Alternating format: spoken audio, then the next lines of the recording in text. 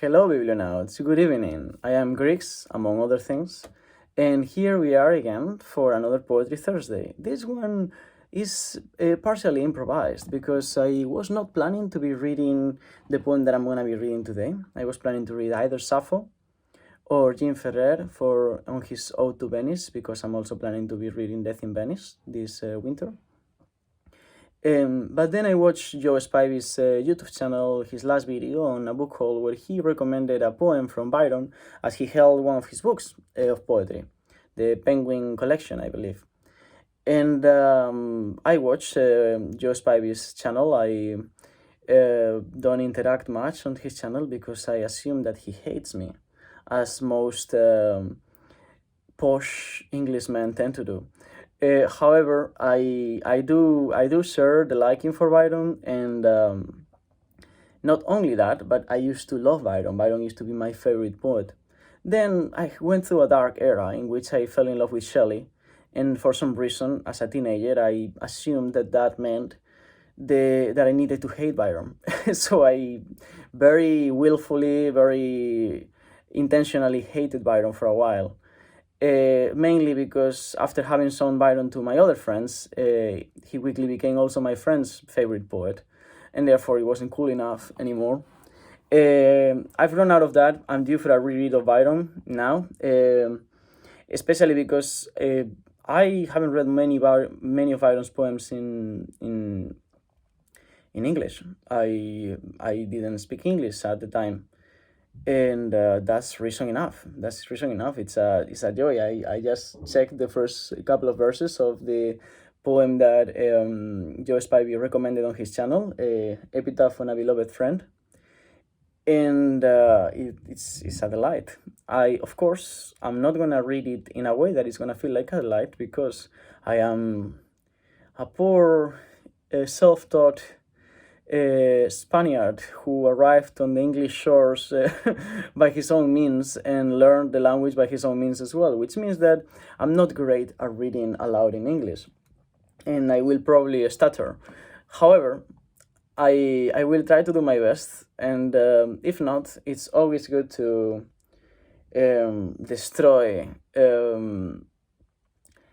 one of your booktube's arch nemesis favorite poems, right?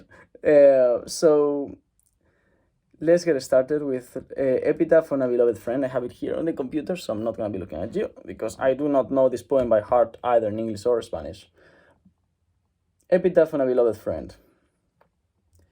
O friend, forever loved, forever dear, what fruitless tears have bathed thy honor, thy bier?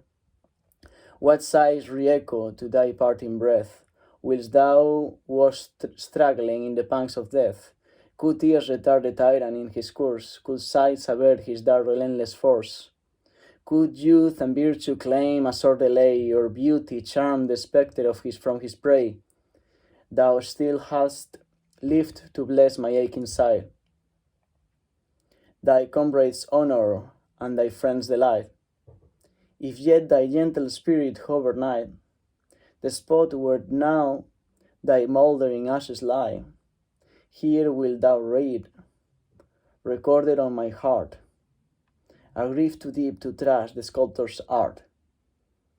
To marble marks thy couch of lowly sleep, but living statues there are seen to weep. Affliction's semblance bends not over thy tomb, affliction self deplores thy youthful doom.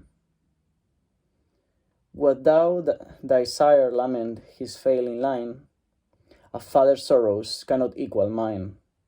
Thou known like thee his dying hour will cheer, yet other offspring soothe his anguish here. But who with me shall hold thy former place? Thy image what new friendship can efface? Ah, none. A father's tears will cease to flow. Time will assuage an infant's brother's woe, to all save one in consolation known, while solitary friendship sighs alone. That's Byron. That's much more powerful than I remembered this handsome man to be. So there you go. That's Poetry Thursday, Epitaph on a Beloved Friend.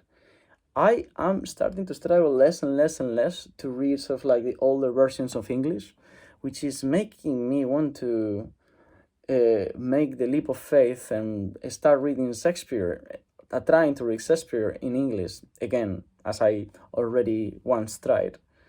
Um, and yeah, apologies for doing this to your beloved poem, Joe. And yeah, good evening. I'll see you soon on the other side.